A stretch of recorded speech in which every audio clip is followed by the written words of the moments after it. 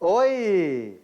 Como é que estão vocês? Tudo na paz?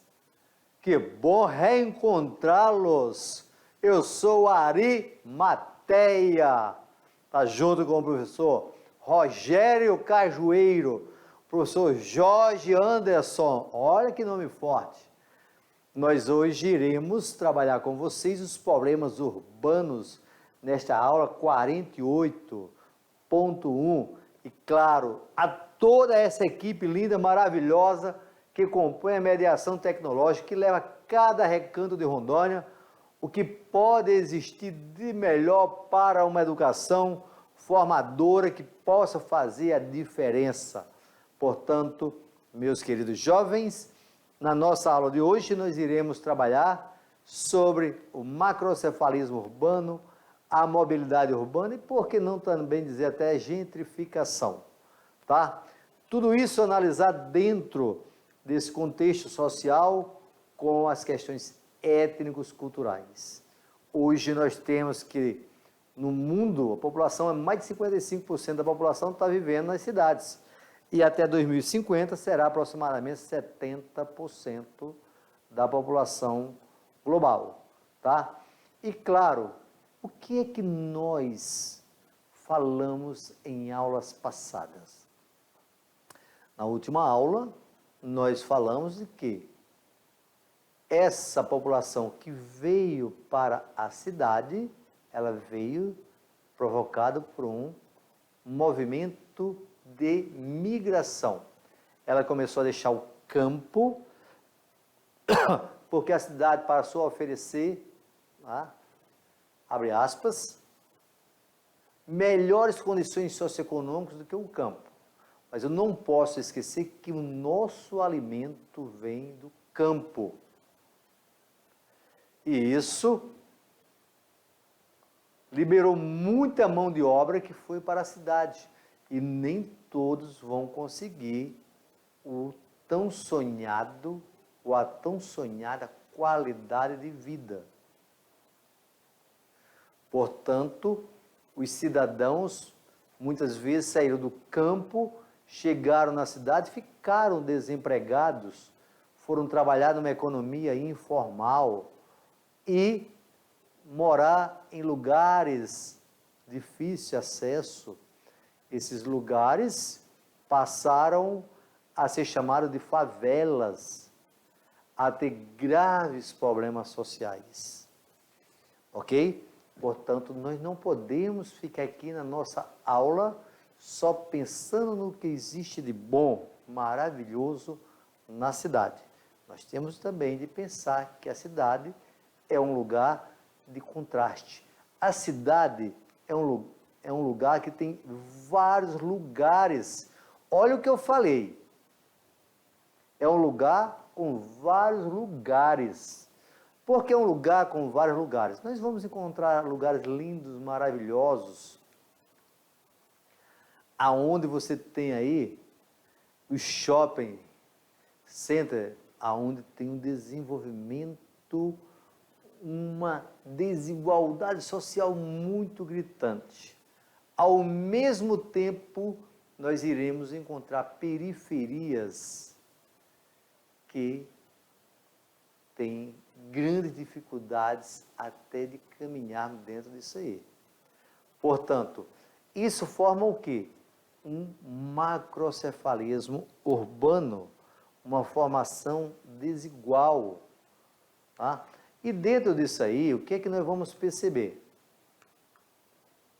Nós vamos perceber que esse macrocefalismo ocorreu de forma desestruturada, desorganizada.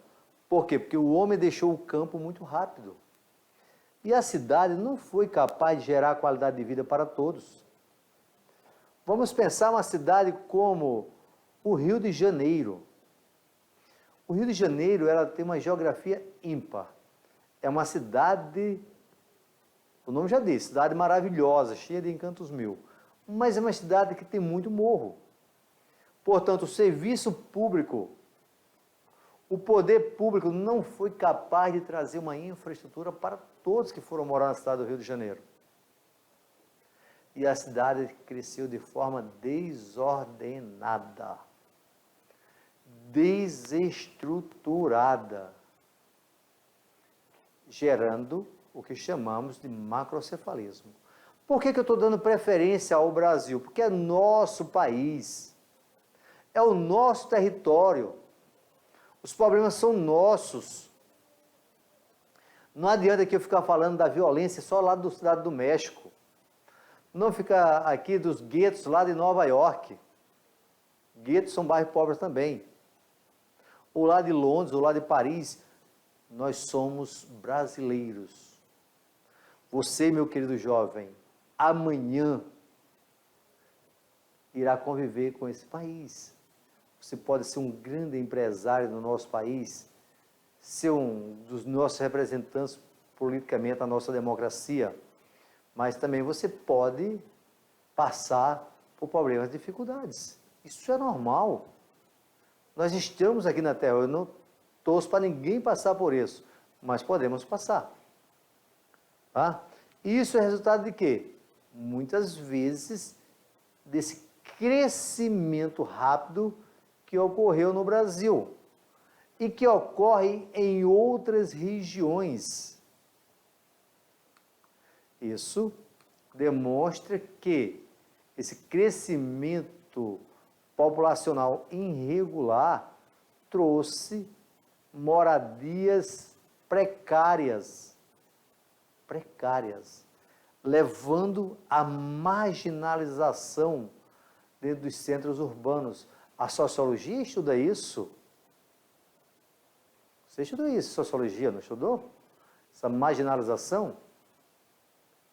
A questão da escola, diferença. O Brasil é um país que tem uma discrepância socioeconômica muito grande. Mas em outras partes do mundo também nós iremos encontrar isso. Tá? Isso é representado nas imagens que nós temos aí nos nossos meios de comunicação, nos nossos livros. Olha só essa imagem, tá? Observa ela bem profundo, tá? Vamos ver aqui comigo. Olha, observa bem ela, bem profundo, tá? Primeiro, não é no Brasil. De novo, professor Arimateia, isso é cultura. Olha a menininha aqui, ó. Isso é uma cultura que não é brasileira. Depois, observe a cor da pele. No Brasil nós temos bastante negros, mas essa imagem representa a favelização no continente africano. Olha aqui, o menino na sua camisa estampando um símbolo da Ferrari, das multinacionais. Portanto, nós iremos encontrar imagens, de centros urbanos, de países subdesenvolvidos ou em desenvolvimento como o Brasil. Olha que imagem linda esta. Isso é o que chamamos de paisagem. Lindo, maravilhoso. Mas, ao mesmo tempo que ela é maravilhosa, ela mostra os contrastes sociais que eu posso observar.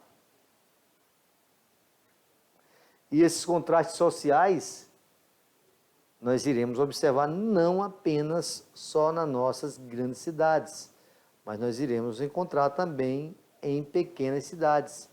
E o que é que nós iremos ter por aí afora? Nós iremos ter um macrocefalismo urbano, que é acompanhado de uma violência urbana, de um desemprego com subemprego, que as pessoas vão morar na periferia e que elas passam por uma segregação social. Isso faz parte do nosso país. Outro ponto que nós observamos está relacionado à questão da mobilidade urbana. é um dos países mais loucos que eu observo através das imagens. Tá? Você pode entrar novamente aí no YouTube, por favor, vai no YouTube e coloca. Procure ver aí imagens das cidades indianas. É uma loucura. Aquilo é mobilidade urbana, mas o Brasil também não é diferente, também é uma loucura. E muitas vezes a questão do respeito ao próximo no trânsito, tá? Dos ciclistas. Quando nós estamos falando de mobilidade urbana, nós estamos falando de questões também relacionadas com o meio ambiente. Uma sociedade que predomina o automóvel, ela é uma sociedade que tem uma grande poluição. Em detrimento de quem? De transportes coletivos, que tem uma boa qualidade, isso falta. No Brasil, a cidade que tem o melhor transporte urbano, a melhor mobilidade urbana no Brasil é a cidade de Curitiba. Alguém de vocês conhece Curitiba? Ah, alguém conhece São Paulo? Tem aqui, eu estou vendo aqui, tem alguns dizendo que conhece São Paulo. Ah, alguém aí conhece Porto Velho? Porto Velho também é mobilidade urbana. Ah, tem uma disputa aí danada por trânsito, tá? Essa pessoa que vos fala, Arimateia, olha aí, tem alguma dificuldade aí de mobilidade hoje por causa do trânsito de Porto Velho, tá? A falta de respeito no trânsito de Porto Velho. A imprudência que existe no trânsito. Tá? Essa imprudência é a violência no trânsito. A violência no trânsito mostra isso aí. E aí, as pessoas em cidades grandes como São Paulo perdem todos os dias 2, 3 horas no trânsito. Eu falei 2, 3 horas. Tem pessoas que perdem até mais. Mas se coloca aí 3 horas no trânsito, vezes, joga aí 20 dias, não está nem os 24 dias, 20, 3 horas, 2 vezes 3, 60. 60 horas. Quantas horas tem um dia? 24. Portanto, ele perdeu mais de 2 horas por mês no trânsito. Isso é o que nós chamamos de mobilidade urbana. Entendeu? E se eu fico 3 horas no trânsito, todos os dias, olha o estresse que eu chego já no trabalho. Olha o estresse que eu já chego em casa. Por isso que tem alguns bairros em cidades grandes, são chamados de bairros dormitórios. Que só vai em casa, só dorme e volta. Você chega 8, 9 horas da noite, 4 horas da manhã você já está acordando para ir pegar o trânsito novamente. Tá? Isso é um prejuízo muito grande para a economia. Isso é um prejuízo muito grande para o eu, pessoa. Tá? Portanto, nós temos aí o termo mobilidade, é geralmente empregado para referir-se ao trânsito de veículos, também de pedestres. Ok? Vejam estas imagens. Olha só, isso é que chamamos de paisagem. É uma imagem, mas é paisagem. Olha que transporte de boa qualidade. Transporte urbano, aí é um metrô. Todo mundo sentadinho, ó. Eu posso garantir para vocês que isso aí é a imagem de um país rico. Olha essa imagem aqui, o trânsito como está fluindo legal. Aqui está mostrando o pedestre atravessando, tá? Portanto, nós vamos perceber imagens, que também isso aqui não é no Brasil, tá? Vem buscando diminuir congestionamentos. Olha esse trânsito como está fluindo normal, certo? Portanto, a maior parte das grandes cidades vem encontrando dificuldades em desenvolver meios para diminuir a quantidade de congestionamentos ao longo do dia e o excesso de pedestres em áreas centrais dos espaços urbanos. Tá? Trata-se de uma questão ambiental, pois o excesso de veículos nas ruas gera mais poluição. E aí nós estamos uma imagem aí da China. Eita, professor Arimateia, o que foi? Já é o Covid. Não, nessa época não estava nem relacionado ao Covid ainda. Tá?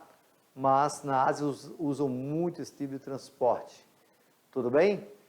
Trata-se de uma questão ambiental, pois o excesso de veículos nas ruas gera mais poluição, a exemplo do aumento da ilha de calor. Ilha de calor, o que significa isso?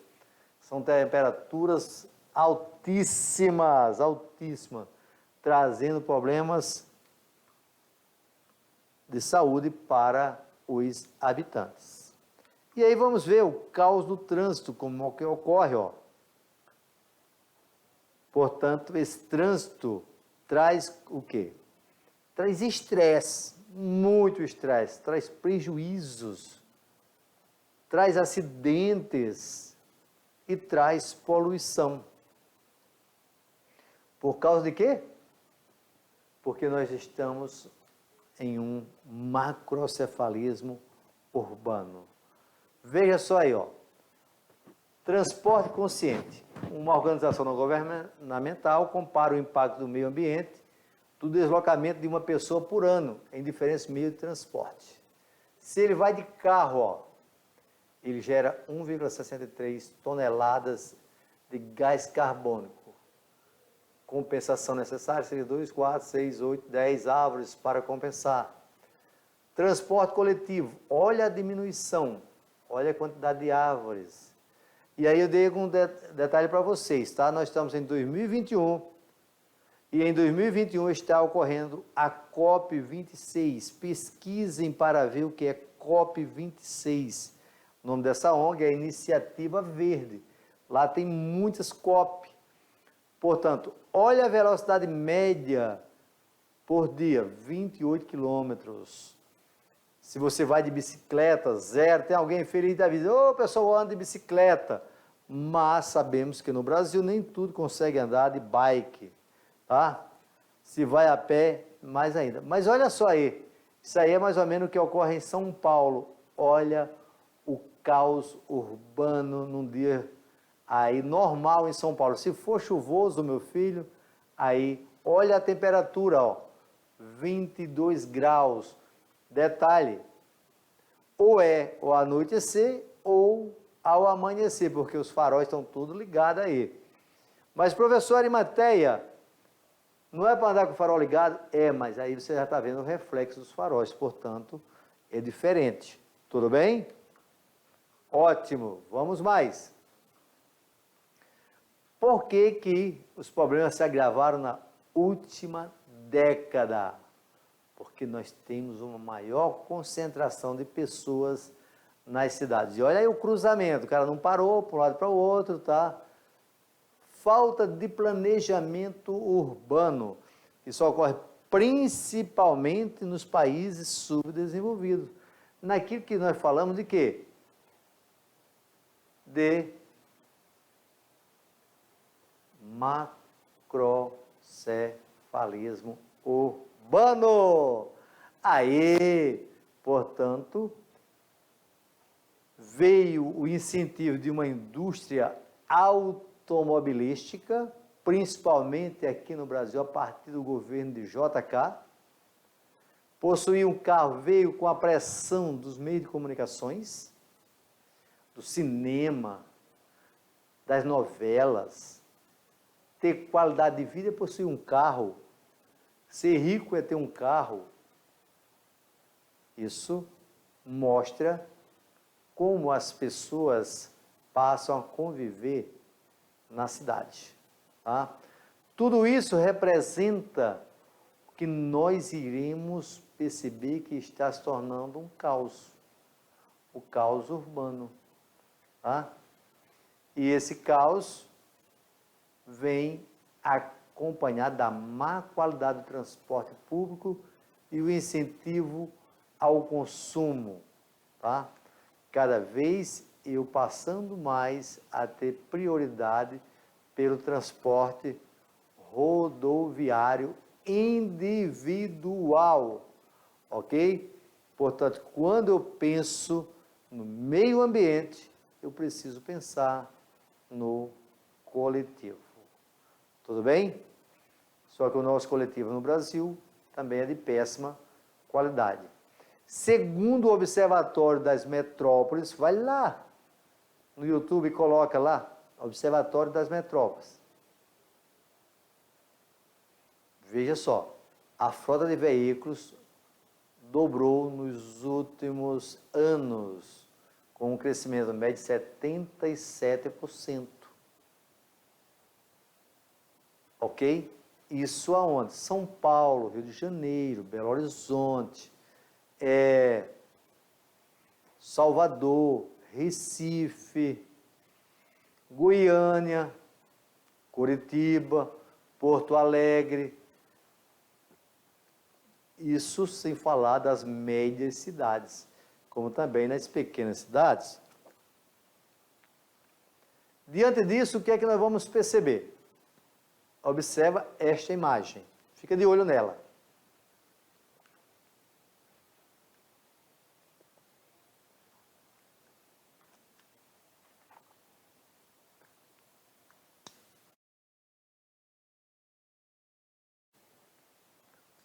Muito bem.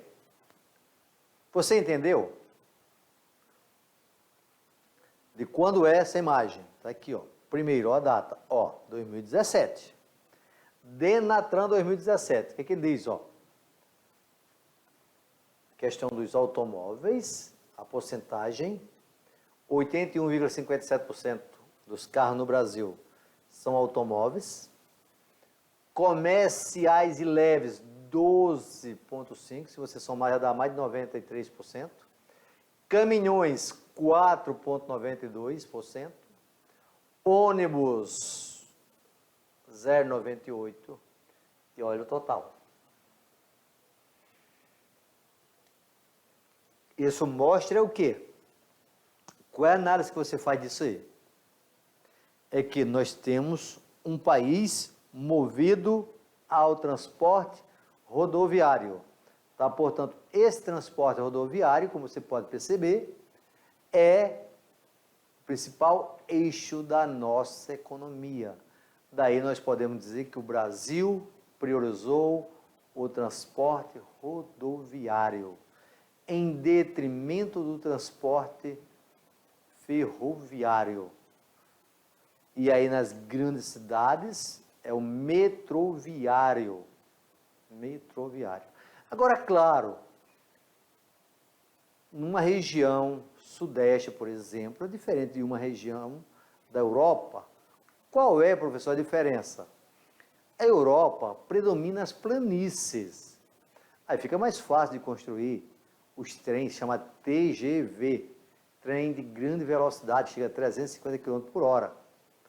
A região sudeste, que pega o eixo São Paulo, Rio de Janeiro, Belo Horizonte, são regiões serranas de grandes montanhas, portanto, é uma região de maior dificuldade para esse meio de transporte. Mas temos de pensar na cidade. Você que disse que conheceu São Paulo, você já andou de metrô em São Paulo? É um transporte de boa qualidade. O trem, pelo amor de Deus, aqueles trens de São Paulo, faz anos que eu não ando lá, nem quero mais andar não, tá? Porque dessa maneira que eu estou aqui, eu vou ficar sem coluna lá dentro, tá? Mas parece muito mais uma sardinha. Agora, transporte que chama a atenção mesmo é na Índia, tá? Procura ver aí, põe no YouTube, transporte coletivo na Índia, só para você ver a imagem. É uma loucura total, uma loucura total. No Brasil, essa loucura total é o transporte individual, cada um querendo chegar mais rápido que o outro. E aí, claro que você tem aí no futuro, vocês talvez vão chegar a possuir, os transportes voadores, tá? Carro voador. A própria Embraer, que é uma fábrica de aviões brasileira, já tem carros encomendados voadores. Só que vai ser caro, muito caro. E qual é a tendência para os carros do Brasil? São carros do mundo, tá? Do mundo. Por exemplo, na Inglaterra, a partir de 2030, Pode parecer muito, mas nós estamos em 2021. Os ingleses querem ter 30% dos carros já movidos a energia elétrica, ou seja, não consumindo combustíveis fósseis. Tudo isso leva em consideração fatores como esse. Nós iremos estudar também nas próximas aulas sobre os objetivos do milênio. Nós vamos observar isso aí, que nos objetivos do milênio, uma das preocupações é com o meio ambiente, porque essa forma de transporte que nós temos, ele é consumidor de combustíveis fósseis, que aumenta o impacto ambiental no aquecimento global, ok? Portanto, a cidade de São Paulo, por exemplo, aí nós temos que é a cidade que recebeu maior quantidade de carros, e aí passa a ter um trânsito caótico. Olha só, frota versus população, não dá nem para ver, mas vamos lá na telinha, ok?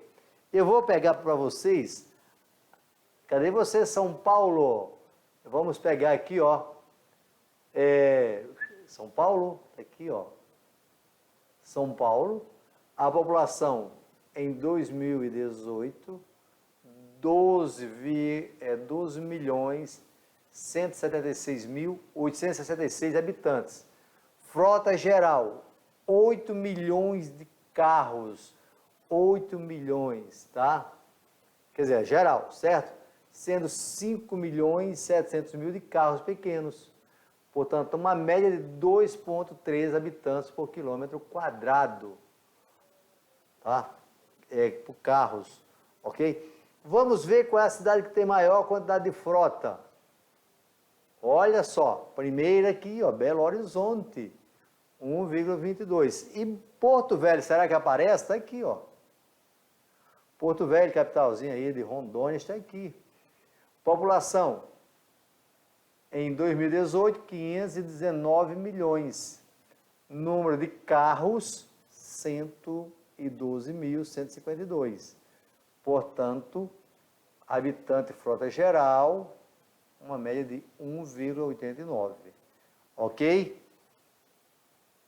E aí, sucessivamente, você vai vendo cada capital com seu respectivo frota de carro. Ou seja, o que é que nós temos no Brasil? Uma população que fica grande parte do tempo assim, no engarrafamento. É o que chamamos de mobilidade urbana, tá? Dentro desse contexto, mesmo com faixas, aí que nós estamos vendo, 2, 4, 5 faixas, tá? Ainda tem engarrafamento. Portanto, o Brasil teve, nos últimos anos, uma verdadeira dominação dos carros. E quais são as soluções? Agora vamos ver. Aí essa mobilidade fica para cada um fazer a sua análise. Quais são as possíveis soluções? Vamos lá, vem comigo aqui. O que é que nós temos aí? A construção de infraestrutura voltada para os carros, como avenidas, pontes e viadutos. Esse é o primeiro momento.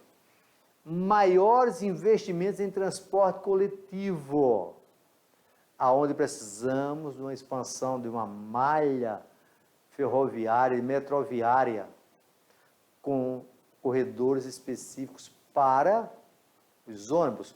É o exemplo que eu falo de Curitiba. Quem não conhece Curitiba, num momento, vai dar uma conhecida em Curitiba, que você vai ver isso aí. Outro ponto, incentiva a utilização de bicicleta, construção de ciclovias e ciclofaixas. Em Porto Velho, é uma cidade, abre aspas, ótimo para a bicicleta, por causa que é uma planície, mas depende do horário, que é péssimo, porque é muito calor. Entendeu? Aqui tem dois fatores bem diferenciados em Porto Velho. Uma época é muito calor, outra época é muita chuva. Portanto, você tem a dificuldade da bicicleta nesse setor aí. Tá?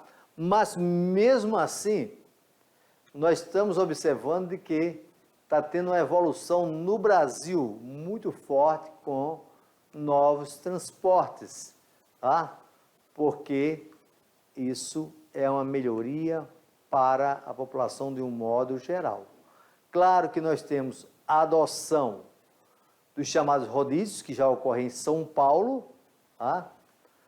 Depois nós temos pedágios urbanos, o que as pessoas começam a diminuir o uso desse carro. E nós temos de ter uma diversificação nos modais de transporte. Portanto, isso traz uma melhoria de um modo geral. Quando eu falo nessa melhoria, eu trago uma melhoria social, uma melhoria ambiental e uma melhoria de mobilidade. Portanto, meus queridos jovens, o que é que vocês estão percebendo? Amanhã, vocês podem estar morando em uma grande cidade do Brasil ou do mundo, não sei, mas vocês irão lembrar que lá no ensino médio, vocês tiveram aulas em humanas que foi falado com relação a esses fatores que nós temos hoje nas cidades. Que isso tem soluções, só que para tanto precisa de planejamento, políticas públicas. A cada 4 anos, tem eleições para os nossos representantes. E todos eles vêm com uma mudança que parece que nós iremos morar em um paraíso. As cidades vão dar adeus aos seus problemas. Mas isso vai depender de cada um de nós. Como é que nós estamos observando o nosso poder legislativo, o nosso poder executivo? Se nós estamos numa democracia, a cada 4 anos nós reelegemos os nossos representantes, nós não podemos muito falar deles, não. Nós temos de fazer uma análise nossa. Como é que eu estou analisando esse nosso meio? Como é que eu analiso esse administrador público? Ele tem feito melhorias? Porque umas cidades melhoram tanto e outras demoram tanto. Aqui no nosso estado de Rondônia, nós temos cidades no interior com ótima qualidade de vida.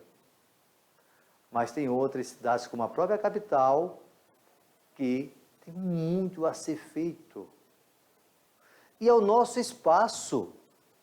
Portanto, quem é o morador da cidade de Porto Velho? Sou eu. Somos nós. Quem é o morador da cidade de Pimenta Bueno? É você. São vocês. Quem é o morador da cidade de Colorado do Oeste, Espigão do Oeste, Guajará-Mirim, Cacoal, Ji-Paraná? São vocês, meus queridos jovens. São vocês que vão administrar. Somos nós que pagamos os impostos para uma cidade melhor. Somos nós que queremos ter uma qualidade de vida nessa cidade. Portanto, as nossas cidades não foram planejadas por extraterrestres. As nossas cidades não são habitadas por homem de outro espaço. As nossas cidades somos nós que estamos aqui. Pensem, estudem, pesquisem. O conhecimento é algo muito importante. Hoje as cidades têm o chamado plano diretor. Cidades acima de 30 mil habitantes. Cidades pequenas são mais fáceis de administrar. Os problemas têm, mas são mais fáceis. Agora, cidades como São Paulo, Rio de Janeiro, Belo Horizonte, Salvador são muito difíceis.